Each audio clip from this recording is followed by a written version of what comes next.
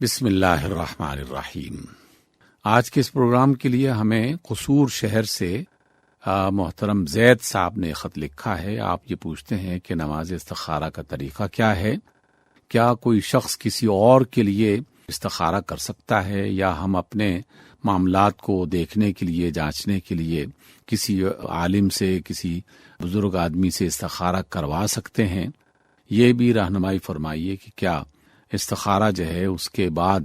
خواب کی صورت میں لازماً کوئی رہنمائی مل جاتی ہے؟ اس کے بارے میں وضاحت کیجیے۔ جناب زید صاحب،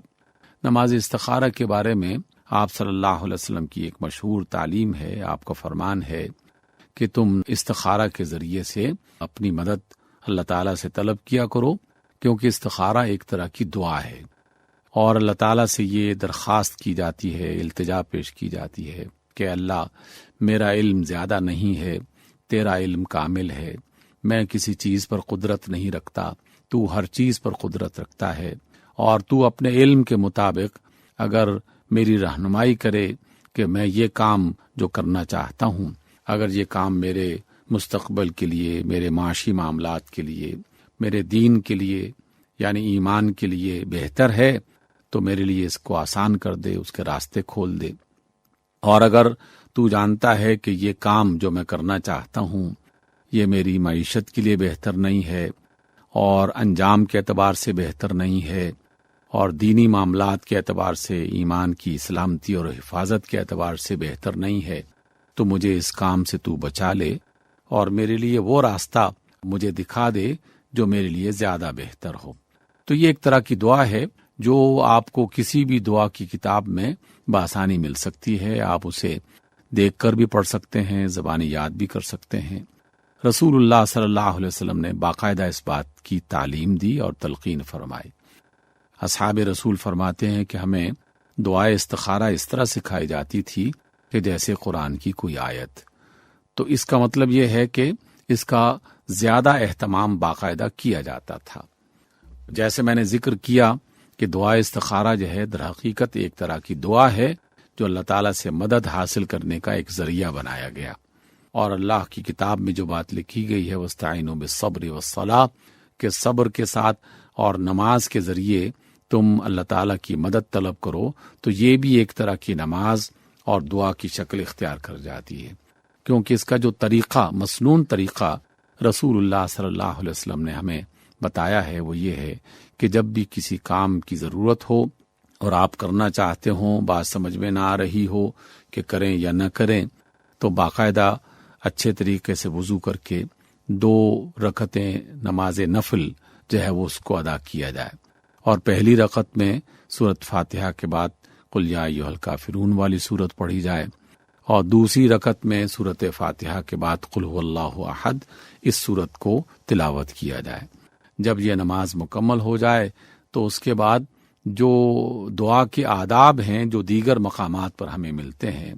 دعا کے آداب میں پہلا ادب یہ ہے کہ سب سے پہلے اللہ تعالیٰ کی تعریف بیان کی جائے، پھر رسول اللہ صلی اللہ علیہ وسلم پر درود و سلام بھیجا جائے، اور اس کے بعد جو دعا کرنی ہے وہ دعا کی جائے۔ اس لیے یہی اچھا طریقہ ہے کہ آپ سب سے پہلے فاتحہ پڑھیں، پھر درود شریف پڑھیں، اور اس کے بعد یہ دعائے استخارہ جو دعاؤں کی کتابوں میں آپ صلی اللہ علیہ وسلم کی مسنون دعائیں جہاں لکھی ہوں وہاں آپ کو یہ دعا مل جائے گی۔ اور اگر یہ عربی میں آپ کو یاد نہیں ہے تو جیسے میں نے کچھ دیر پہلے اس کا ترجمہ بتایا، اس کی وضاحت کی کہ ہم اللہ تعالیٰ سے دعا کرتے ہیں کہ اللہ، ہم یہ کام کرنا چاہتے ہیں، اگر یہ کام ہمارے معاملات کے لیے انجام کے اعتبار سے، معیشت کے اعتبار سے، دینی معاملات کے حوالے سے بہتر ہے تو ہمیں اس کام کو کرنے کی توفیق دے اور اس کا راستہ آسان بنا دے، اور اگر یہ کام ہمارے لیے بہتر نہیں ہے، ہم چونکہ پورا علم نہیں رکھتے، تو پھر ہمیں اس کام سے دور کر دے اور کوئی ایسا راستہ بتا دے جو ہمارے لیے زیادہ بہتر ہو۔ یہ استخارہ کی دعا ہمیں رسول اللہ صلی اللہ علیہ وسلم نے سکھائی، اصحاب رسول نے عمل کیا، اللہ تعالیٰ کے نیک بندے آج تک بھی اس پر عمل کر رہے ہیں۔ لیکن ہمیں رسول اللہ صلی اللہ علیہ وسلم سے کوئی ایسی روایت نہیں ملتی کہ ضرورت میری ہے یا آپ کی ہے، اور آپ اپنی ضرورت کے بارے میں جو اللہ تعالیٰ سے دعا کرنا چاہتے ہیں، مشورہ کرنا چاہتے ہیں ایک طرح کا، وہ کسی اور سے یہ درخواست کریں کہ وہ آپ کے لیے استخارہ کرے، یا میں کہوں کہ آپ میرے لیے استخارہ کریں۔ کسی فرد سے دعا کی درخواست کی جا سکتی ہے، لیکن استخارے کی کوئی ایسی ہمیں روایت ملتی نہیں ہے کہ وہ دوسروں سے استخارہ کروائیں۔ اس لیے زیادہ بہتر ہے جس کی ضرورت ہے، جس کو حاجت ہے، وہ اپنی حاجت اور اپنی ضرورت کے مطابق زیادہ بہتر انداز میں، زیادہ اخلاص کے ساتھ اللہ تعالیٰ سے دعا کر سکتا ہے۔ دوسرا کوئی بھی فرد کسی دوسرے فرد کے لیے اتنی محبت اور اتنے اخلاص سے دعا نہیں کر سکتا، یا عموماً ایسا نہیں ہوتا۔ تو اس لیے جو رسول اللہ صلی اللہ علیہ وسلم کا بتایا ہوا طریقہ ہے اس پر ہی عمل کیا جائے تو زیادہ اچھا ہے۔ اپنی طرف سے کسی چیز کو پسند کر لینا یا کوئی طریقہ اختیار کر لینا، چاہے وہ جائز ہی کیوں نہ ہو، وہ زیادہ بہتر نہیں ہے، کیونکہ کوئی بھی طریقہ رسول اللہ صلی اللہ علیہ وسلم کے بتائے ہوئے طریقے سے اچھا ہو ہی نہیں سکتا۔ اس لیے استخارہ کیجئے جب بھی کوئی مشکل ہو، معمولی بات پر بھی استخارہ کیا جا سکتا ہے۔ دو باتیں اور اس میں شامل کر لیجئے کہ نماز استخارہ کے لیے یا دعا استخارہ کے لیے کسی خاص وقت کی کوئی قید نہیں ہے۔ دن کے وقت کریں، رات کے وقت کریں، سونے سے پہلے کر لیا جائے،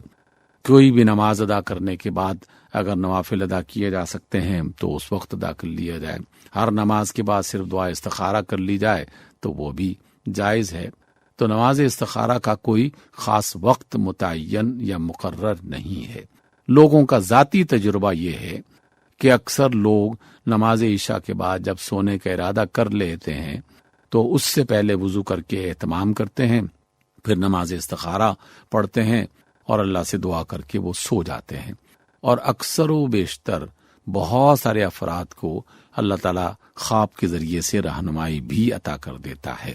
ایسا نہیں ہے کہ اس سے انکار کیا جائے گا، لیکن ایسا بھی نہیں ہے کہ لازماً خواب کے ذریعے اس کی رہنمائی ہوگی۔ اللہ تعالیٰ اس کے راستے کو آسان کر دے گا، یا وہ کام اس کے لیے بآسانی پورا ہونا شروع ہو جائے گا۔ تو اس کا مطلب یہ ہے کہ اللہ تعالیٰ کی تائید اور نصرت اور مدد اس میں شامل حال ہو گئی ہے۔ اور اگر اس میں رکاوٹیں پیدا ہو رہی ہیں تو اس کا مطلب یہ ہے کہ اللہ تعالیٰ ہمارے لیے، آپ کے لیے وہ کام پسند نہیں کر رہا۔ تو اس لیے یقین اور اعتماد رکھتے ہوئے اللہ سے دعا کریں اور اس پر توکل کریں۔ آخری بات اس میں ضرور شامل کی جائے کہ رسول اللہ صلی اللہ علیہ وسلم نے جس مقام پر استخارے کے لیے لوگوں کو تلقین فرمائی، اسی روایت میں باقاعدہ مشورے کا ذکر بھی موجود ہے کہ وہ شخص خسارے میں نہیں ہے کہ جس نے مشورہ کیا، اور وہ نادم نہیں ہوگا جس نے استخارہ کیا۔ تو گویا استخارے کے ساتھ ساتھ دنیاوی اعتبار سے جو طریقہ اللہ کے رسول نے ہمیں بتایا ہے وہ بالکل عقل کے مطابق، لوگوں کے تجربے کے عین مطابق ہے کہ استخارہ بھی کریں، اور جو اہل دانش ہیں، جو اس میدان میں خصوصی تجربہ رکھتے ہیں، ان سے مشورہ بھی کیا جائے۔ تو مشورہ اور استخارہ یہ آدمی کے لیے کامیابی کا ذریعہ بنتے ہیں۔